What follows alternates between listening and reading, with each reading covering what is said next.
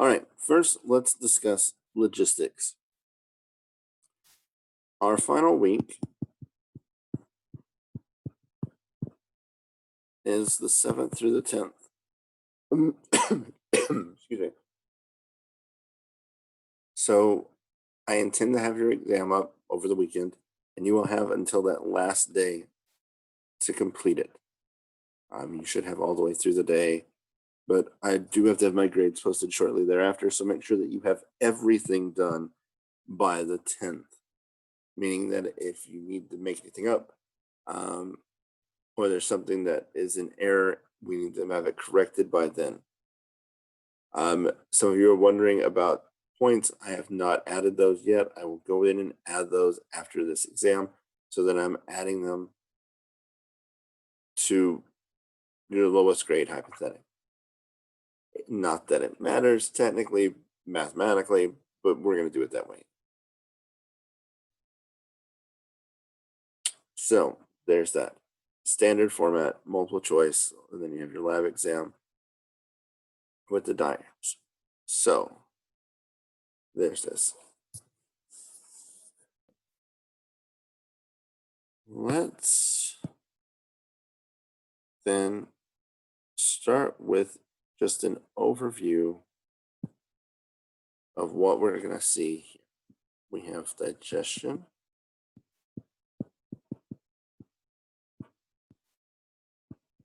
metabolism,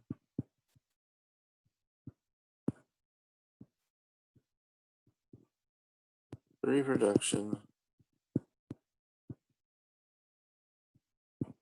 development.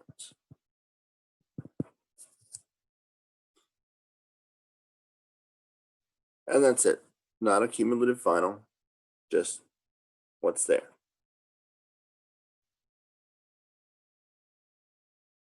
As you go through this, as always, make sure that you keep your eye on the big picture. Don't get lost in minutia. We're looking for a big picture understanding, not for trivial facts. So I suppose let's talk about digestion. So what you need to know about digestion. Digestion is both a physical and a chemical process, the point of which is to take large particles, food, if you will, and break those down into smaller particles. And to break those down into molecules, and to break those down into really small molecules, which can be absorbed.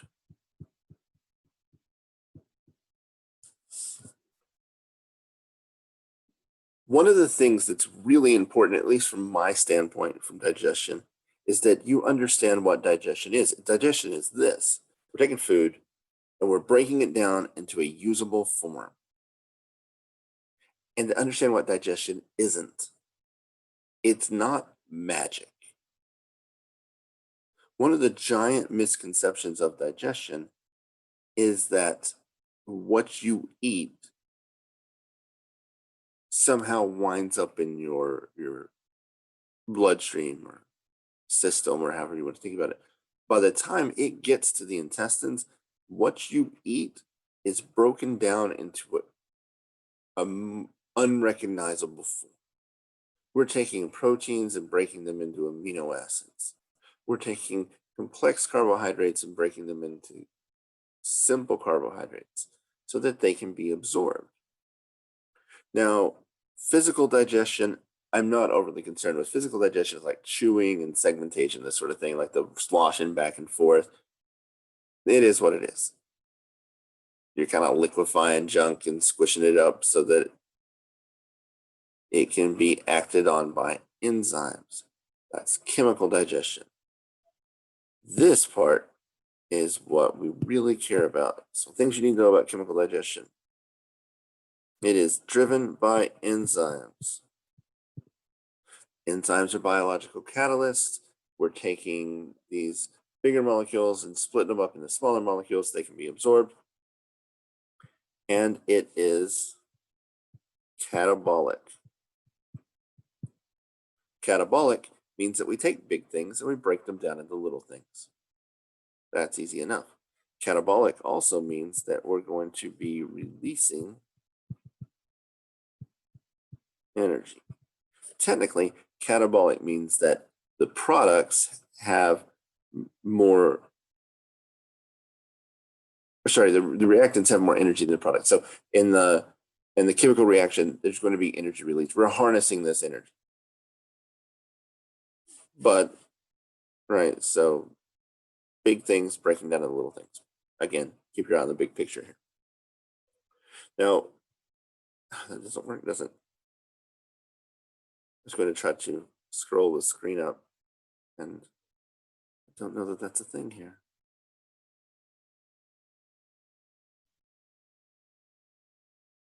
What if I do that? Nope. All right, so clear it. I'm sorry, the Zoom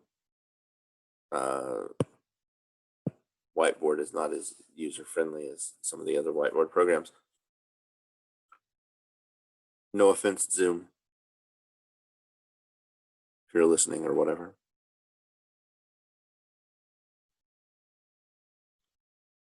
I need you to know where chemical digestion is taking place. Where does it start? Chemical digestion begins in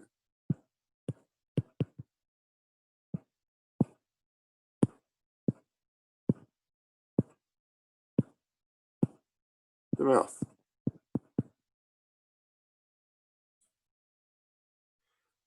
Physical digestion is going on in the mouth, the chewing thing, but in the mouth, you have salivary enzymes, most notably salivary amylase. Now, like most enzymes, it's going to end in ASE. Amylase means it's breaking down amylose, which is starch. So salivary amylase breaks down starch, beginning in saliva. You want to experiment with this? Put like a saltine cracker in your mouth and give it a minute. The stupid thing will dissolve because the enzymes start breaking apart those starches.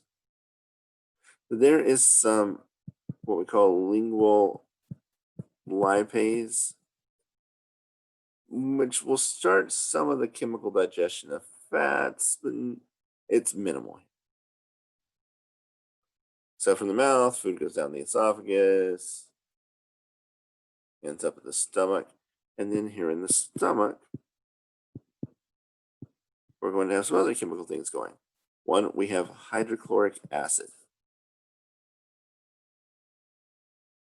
Hydrochloric acid is going to denature proteins.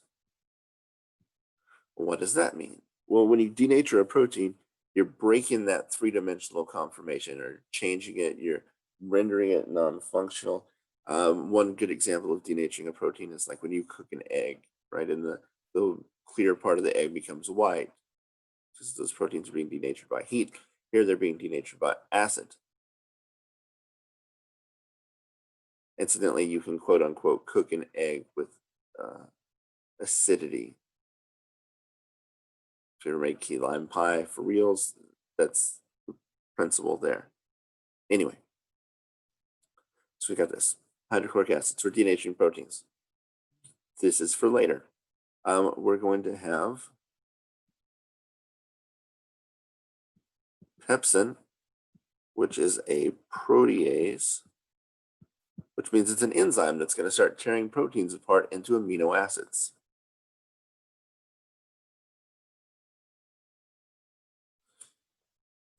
As long as we're here at the stomach, let's talk about what cells are doing this thing. So what you need to know that hydrochloric acid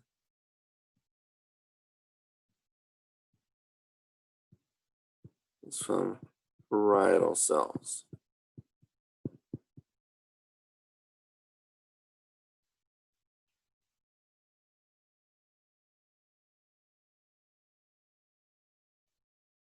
So they're making hydrochloric acid. Do I care how they make it? No, that's not what we care about.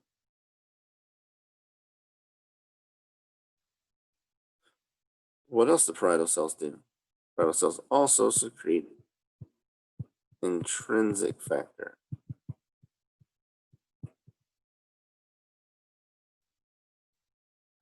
What's intrinsic factor? Intrinsic factor allows you to absorb vitamin B12. A lack of intrinsic factor causes pernicious anemia if you can't absorb that B12.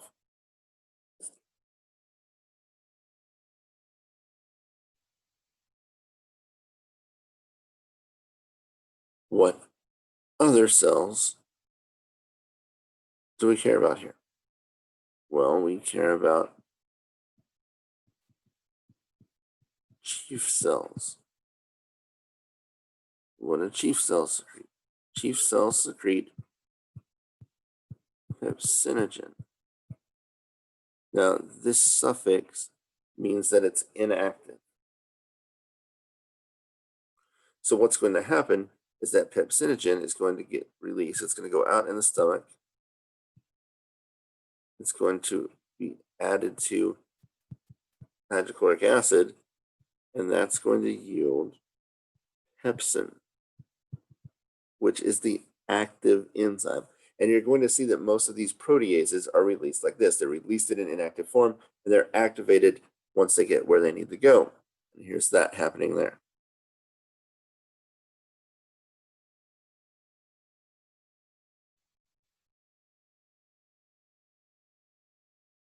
So now we have our active protease, so pepsin from pepsinogen from those chief cells.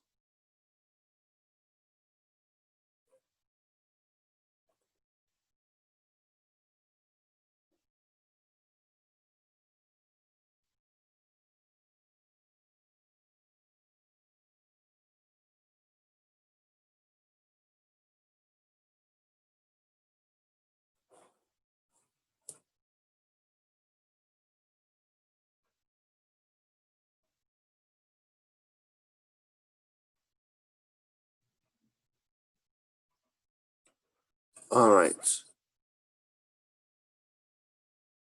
Also here, we're going to have what are called enteroendocrine cells.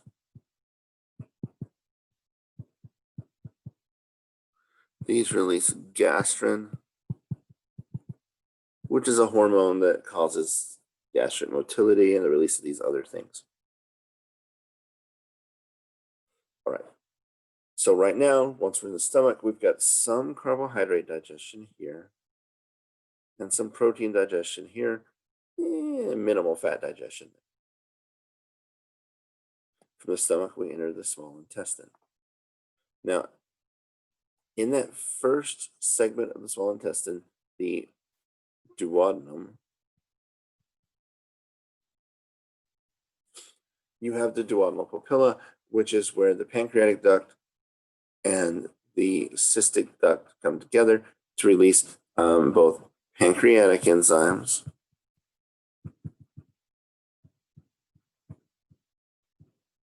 and bile, respectively.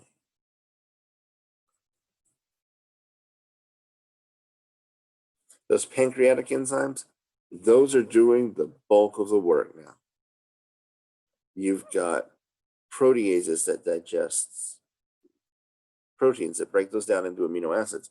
You've got all sorts of enzymes for carbohydrates that are going to break them into simpler carbohydrates and absorb them. You've got lipases there to break down fats. Bile, change colors here.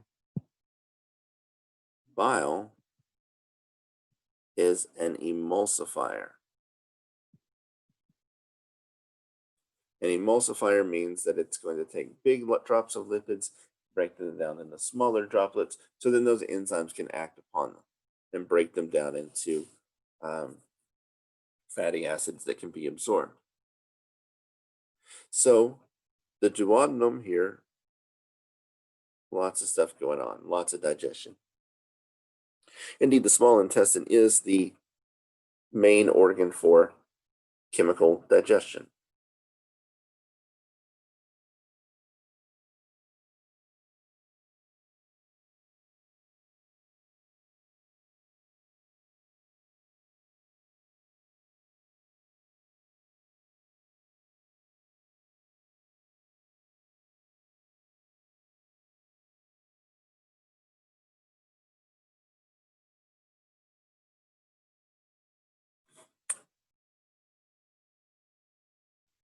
All right. So then, small intestine, we've got lots of digestion, lots of absorption, nearly all the absorption going on here. So all the absorption, basically, as you would expect in the small intestine, cells with lots of surface area, so you can absorb stuff. Get to the end of the small intestine, pass into the large intestine. Once we're in the large intestine, that nutrient absorption thing is done. We're done with really digestion. In the large intestine, basically, what we're doing is reabsorbing water.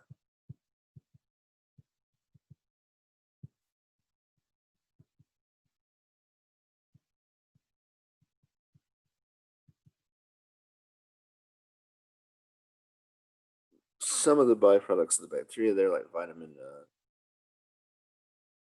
K, one of the B vitamins, but water reabsorption is our main function. So like I said,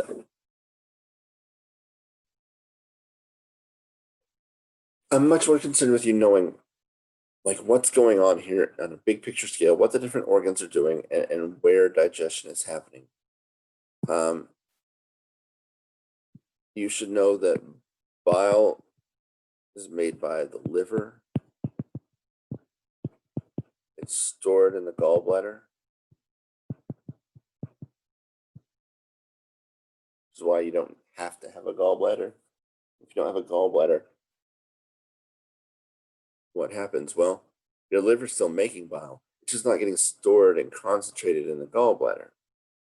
How does it affect you? Well, for some people, it's minimal. Other people, digesting fat becomes a little iffy. Just from personal experience, I can tell you that without a gallbladder, there's certain foods that um, I just can't break down that oil. And it depends on the restaurant, what kind of oil they're using, but there's certain fats that just don't set well. Other people can't at all. I have an aunt that has on a real low fat diet because she doesn't tolerate any fat consumption because there's no bile there to emulsify or it's not concentrated enough or whatever. But there's your organ saying. Now, there's lots of functions in your lecture for the liver, like detox and intoxication and infinity other things. I don't expect you to remember every single function of the liver. Obviously, I don't, just off the top of my head. But you should know what the liver is kind of doing and processing basically every type of nutrient. All of it's going to go through the liver.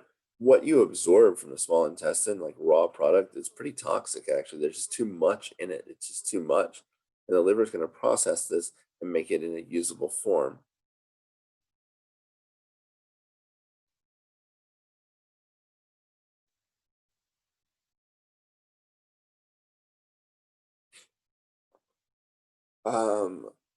So, digestion. One good thing for you to do might be to think about food in general. And then think about what's happening to that food as it goes through digestion. Like right now, I'm actually sort of taking a break here and doing this. I've been making tamales. If you've never done this, it's a process.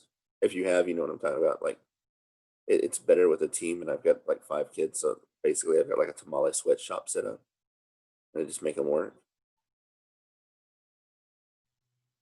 So you've got things here, right? You've got the outside of tamale, which is masa flour. So it's a corn flour with lard in it, actually. So you've got a carbohydrate in that corn flour, and you've got a lipid in the manteca, the lard.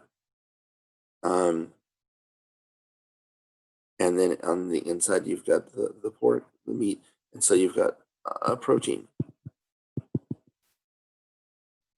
So now, what's going to happen as we go through? Well, that carbohydrate's going to start being broken down in the mouth by that salivary amylase. So you've got some digestion here in the mouth chemically, and then the rest in the small intestine by various pancreatic enzymes. That lipid, mostly, if not all, in the small intestine by bile and those pancreatic enzymes. The protein in the stomach and the small intestine.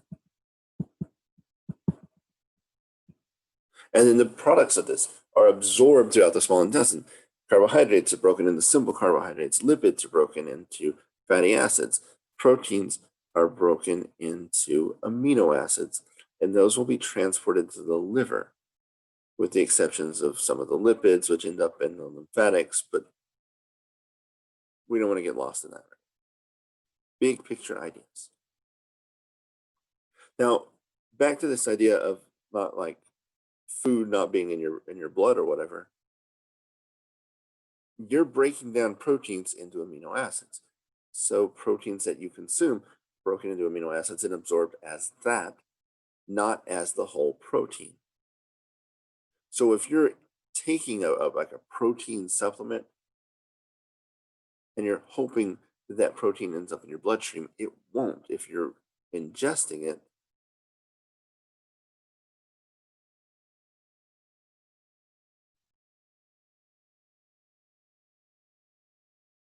because it's going to be broken down into those amino acids. I'm thinking of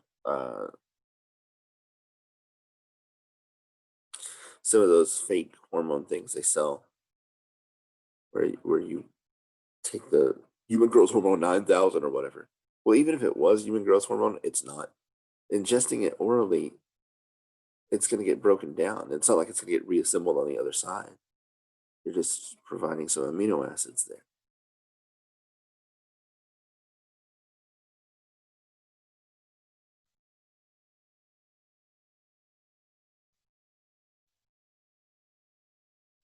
All right.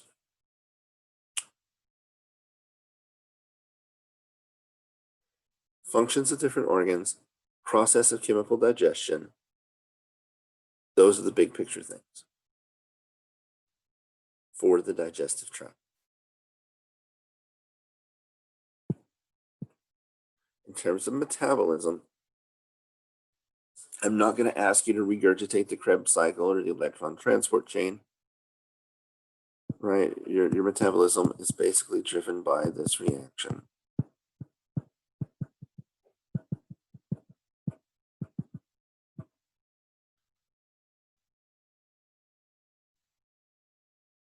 All right. So steps here, we have glycolysis, the Krebs cycle,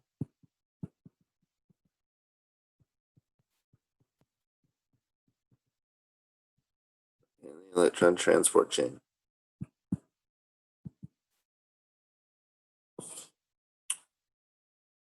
Things you need to know: glycolysis is anaerobic. Not in, these two things are in the mitochondria. Glycolysis is not. Glycolysis is going to give you 2 ATP, and those other 3 carbon things that are going to go in the Krebs cycle. Things to care about here, the Krebs cycle. This is where your carbon dioxide comes from, the one that you're exhaling right now. The electron transport chain, this is where metabolic water comes from. Other things you need to know about the electron transport chain is that oxygen is the final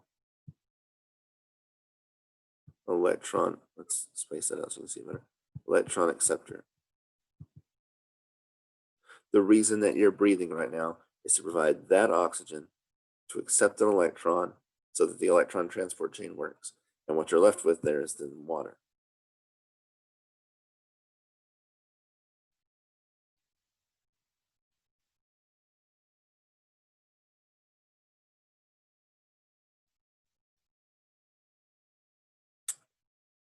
I don't care that you know how many ATP come from what step. I'm going to make you balance this out. Again, don't care that you know the cycle. The electron transport chain, other things that you need to know. The main enzyme here is ATP synthase. You also need to know this electron transport chain creates a hydrogen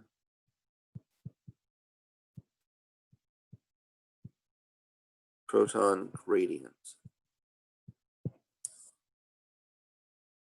And then we use that gradient to drive ATP synthase, which is going to kick out those ATP.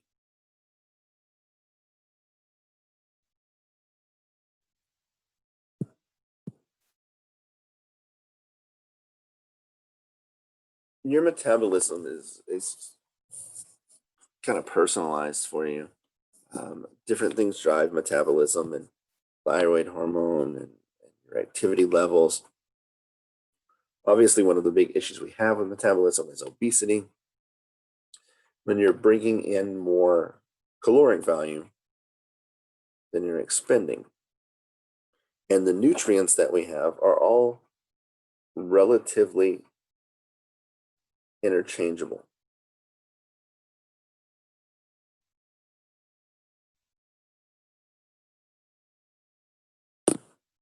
So we have sort of this interchangeable pool of carbohydrates and lipids, but also proteins that are amino acids too. Carbohydrates and lipids are super interchangeable though, right? Excess carbohydrate can be stored as fat, and there we have our whole obesity problem. We're not going to get into that right now with the review, but you should look at that. Definitions you might want to know. Essential amino acids means you have to ingest them, right? Your body can't make them. You have to ingest them. There's 8 of them. I don't expect you to remember them. But fun fact, one of those 8 essential amino acids is tryptophan. And right now you're thinking about what tryptophan is. Isn't that in turkey? Well, technically, but if we get down to it, not really. I mean, it is, but the only reason it's in turkey is because we feed turkeys corn. It's a thing that we find mostly in grains. It's in corn. Your corn's got more tryptophan than the turkey. So there's that. The next thing is, isn't that the one that makes you sleepy? No, it's not. That is a complete misunderstanding, again, of how your metabolism works. Tryptophan is one of the amino acids that we find in melatonin, which is associated with the sleep-wake cycle. Putting more tryptophan in your system does not equate to making more melatonin. There are other uses for tryptophan. There are other proteins that incorporate tryptophan. It's not all going to get sucked into melatonin. And just because you put it there doesn't mean it's going to get used as such.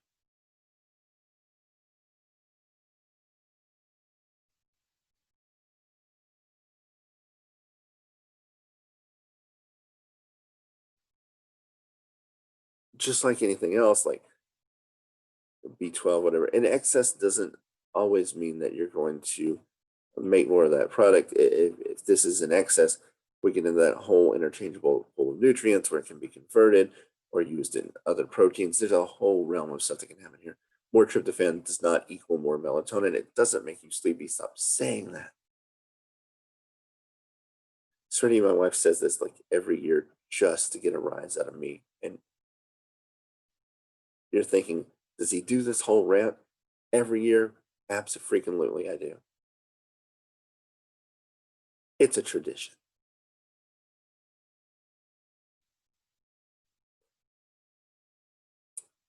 All right, so don't spend a ton of time in metabolism. You're going to be okay here. And that's really this final. You eat, you should understand the way this whole digestion thing works. Um, and talk some about dieting and that idea there. And again, a lot of this is just to dispel stupid ideas that exist out there. I figure if I can get just a few of you that don't think stupid stuff, maybe we can make that fun shift back to rational thought.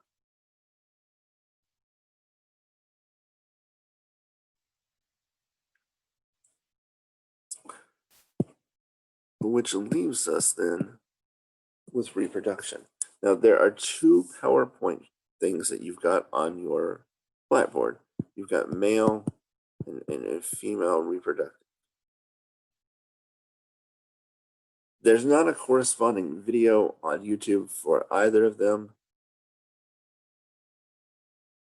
Maybe that's me not wanting to be on YouTube discussing reproduction. Although now that I think about it, who's better qualified than someone with 5 children? Fair point. But anyway, um, the the big processes that I'm worried about in both of these are the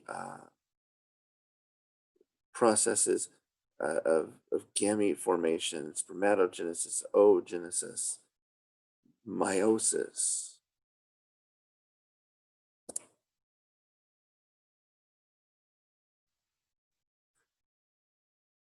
Normal cells, right? You get 46 chromosomes. Meiosis is going to give you cells with 23 chromosomes. So you get a sperm with 23 chromosomes, you get an egg with 23 chromosomes. This is not the scale. I was going to draw this to scale.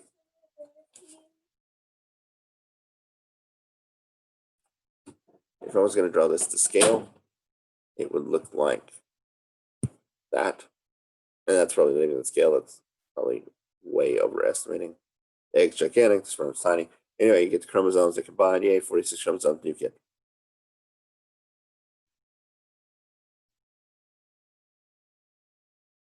That process, I think there's another review here on YouTube that I put up that goes over that process and genetic variation quite a bit.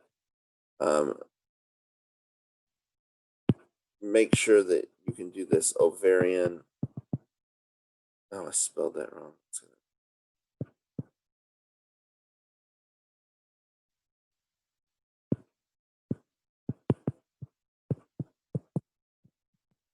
Uterine cycle thing.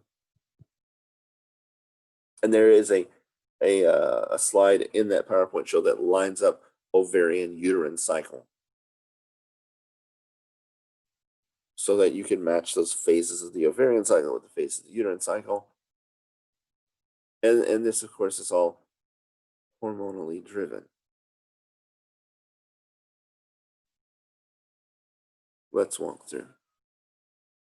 Right, starting at puberty and once a month thereafter, follicle stimulating hormone is going to stimulate the maturation of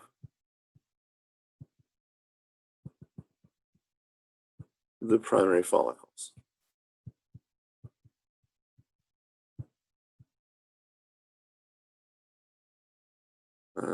Let's hold on.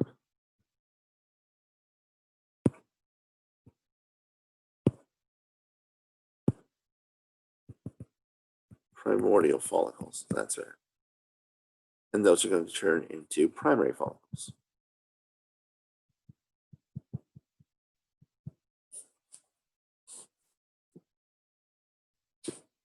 When we say follicle, these are the oocytes of the egg cell. So you get this this oocyte is surrounded by lots of little epithelial cells. Now, those tiny little epithelial cells, we call them granulosa cells.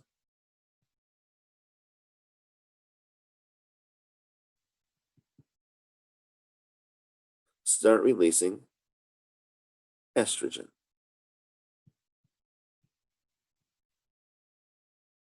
And estrogen levels start to come up. Estrogen then, so our primary follicles here are going to mature into a secondary follicle, which is going to make even more estrogen. And that estrogen is going to cause the release of luteinizing hormone. Oh, I skipped my tertiary follicle, excuse me.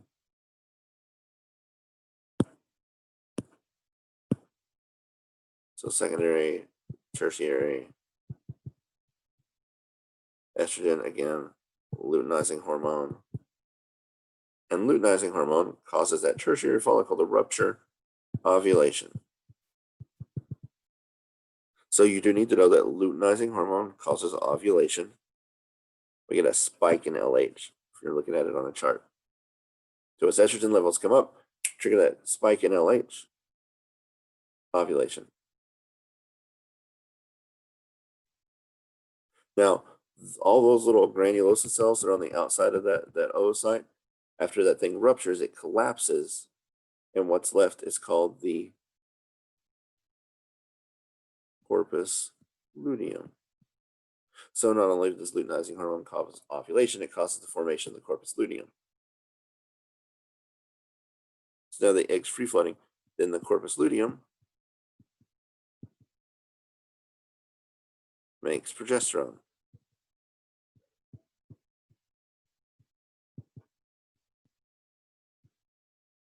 Progesterone prepares the uterus for implantation, also prevents the release of follicle stimulating hormones. You don't ovulate again because you're in play right now, so you don't need another one out there. So we're good. Now, if you don't get pregnant, corpus luteum decays and becomes what's called the corpus albicans, which does nothing. It's just scar tissue. Progesterone goes down, cycle starts over. Now, this is our ovarian cycle. Our uterine cycle then depends on those hormones from the ovarian cycle, namely progesterone and estrogen, mostly progesterone. So this is our uterine cycle. Progesterone causes that maturation of the endometrium, preparing you for pregnancy, implantation. If that doesn't happen, then you get a rapid drop in progesterone, which causes menstruation. Then when I say phases, what I care about is that chart that you have that lines up the luteal phase and the follicular phase with the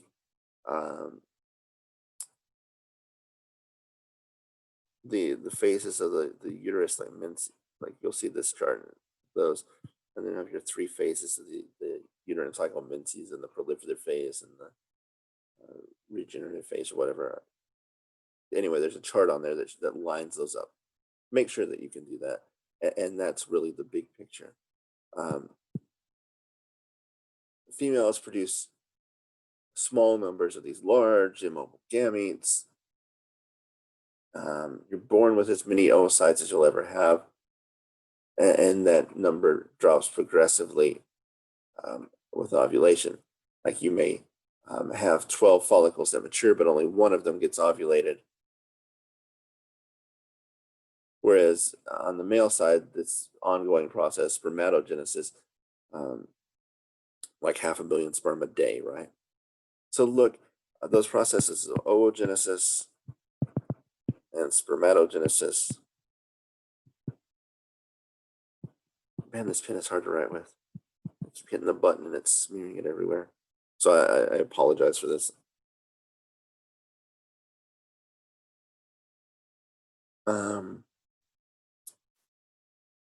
Again, there's another review on here that talks a little bit more about genetic diversity and where that's coming from, like random assortment and crossing over and random fertilization and that sort of thing. And what an aneuploidy is. Dang it, this thing. Let's see, maybe if I don't pick it up as much. Nope, that's worse.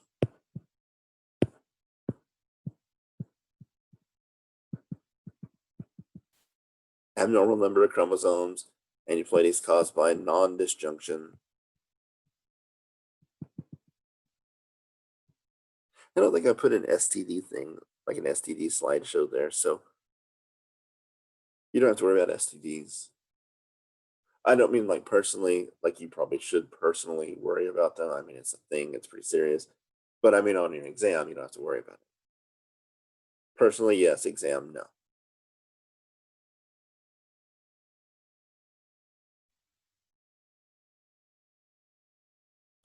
When I started at SPC, my predecessor left me a bunch of teaching materials. And I was going through the filing cabinet, and I opened the top drawer. There was a box in there. Yeah, size of like a Christmas ornament box. Open it up, and inside are various birth control devices. There's a sponge and an IUD and condoms and spermicidal. So that was different. So I called her and I'm like, what's with all the birth control devices? And she's like, well, it's important to talk about because you'd be surprised. I tossed them in the trash and moved on because I really didn't want them in my office, partially. And because I assumed that at this point in your life, right, you kind of got a handle on how that works. Hindsight's 2020.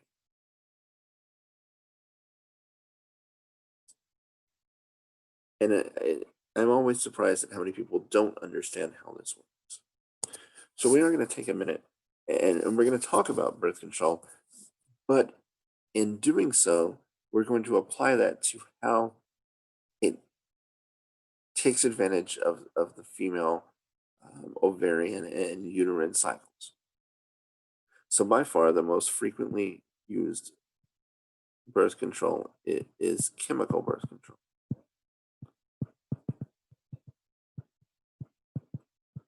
The pill or the subdermal thing, the shot, whatever.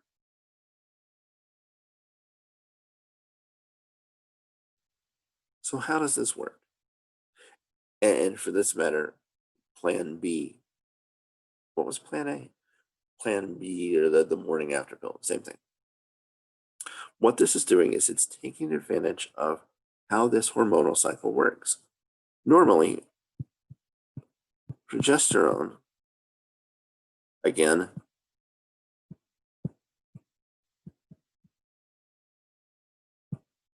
from the corpus luteum,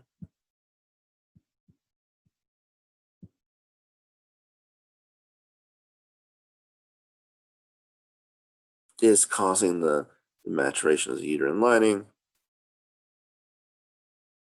It's also causing um, the cycle from continuing. It prevents the release of follicle stimulating hormone. Now, remember, follicle stimulating hormone causes the maturation of the follicles. It kicks off the next cycle. So what chemical birth control is mostly progesterone and estrogen with most of them. Prevents the release of follicle stimulating hormone. Prevents the next cycle. So it's going to prevent ovulation. Now, all that has to happen for the next cycle to kick off is progesterone levels to drop. If progesterone levels drop, the next cycle kicks off. Progesterone levels dropping causes loss of the endometrium,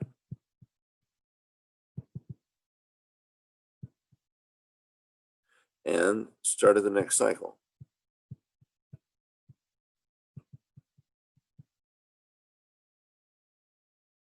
What else would do this?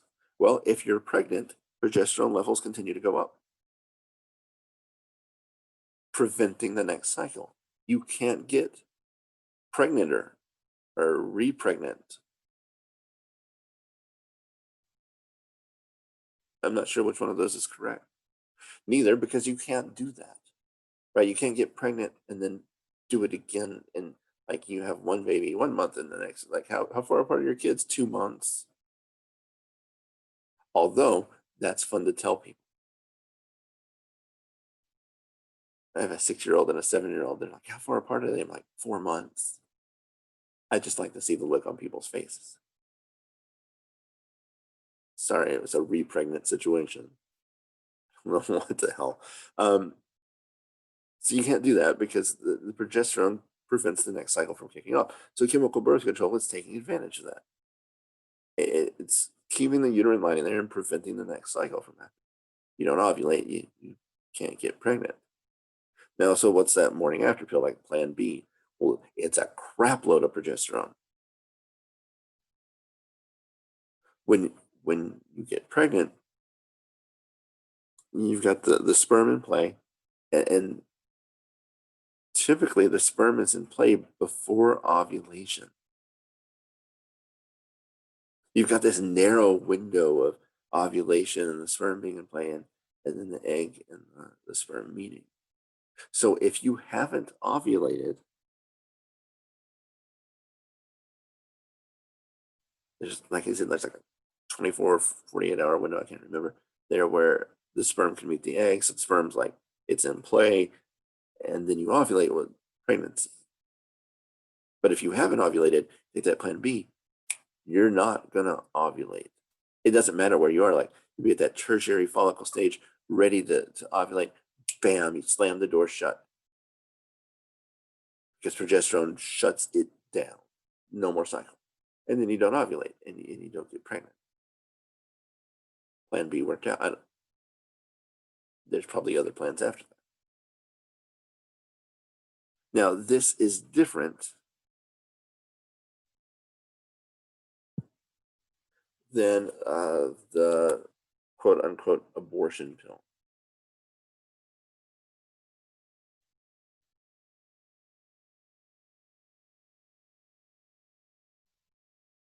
The abortion pill is mifepristone.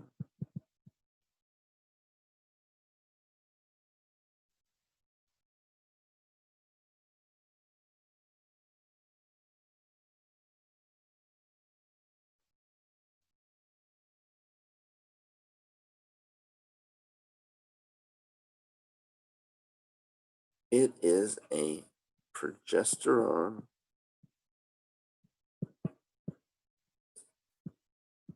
antagonist. Now remember that an antagonist is a blocker.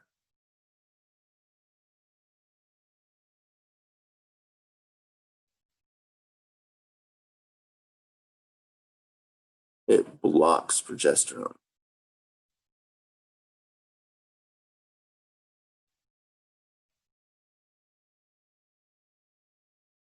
So what happens if you block progesterone? Remember that progesterone levels going down cause the loss of the endometrium and kicks off the next cycle. Now that endometrium is where implantation takes place.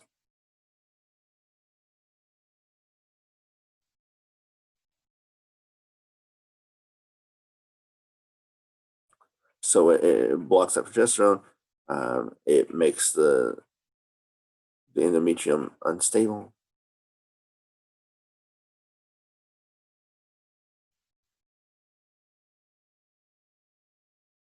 And loss of that endometrial lining. So if implantation has already taken place or whatever, it's still gonna cause the loss of that.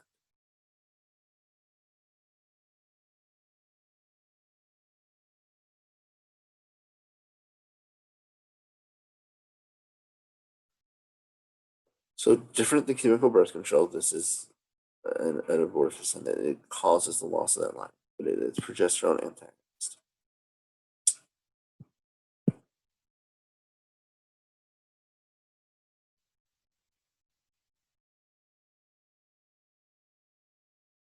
All right, go back, look at oogenesis, spermatogenesis, basic reproduction stuff.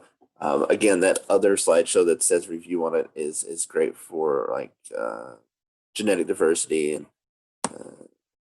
meiosis, mitosis, the difference between the two, that sort of thing. So look at that as well, and you'll be fine. This exam should not be bad for you because digestion and reproduction are things that you probably should have a handle on. I'm not stressed about this one. The lab's the lab. If you haven't already seen your grades, there should be a tab over there. I hope that worked. It's kind of a runaround of how it's really supposed to work, but hopefully I got a link there that will sort of get you to something where you can see grades.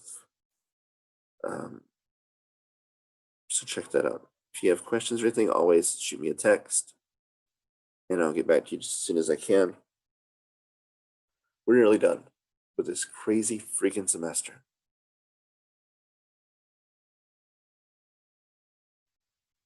We're going back online for the spring and the summer. We should be back in person for the fall. So I'm looking forward to that.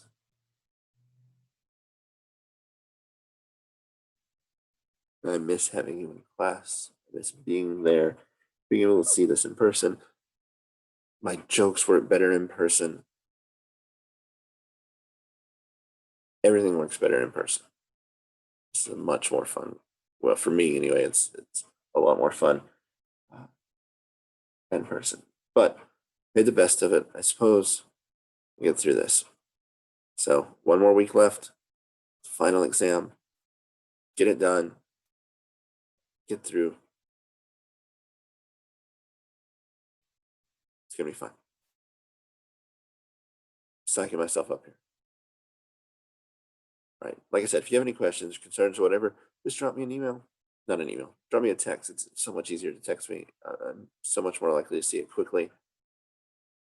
So shoot me a text. I'll get back to you.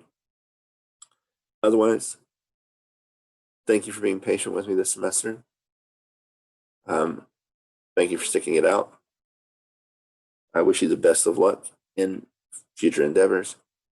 Have a great holiday break. And if you need anything, just let me know.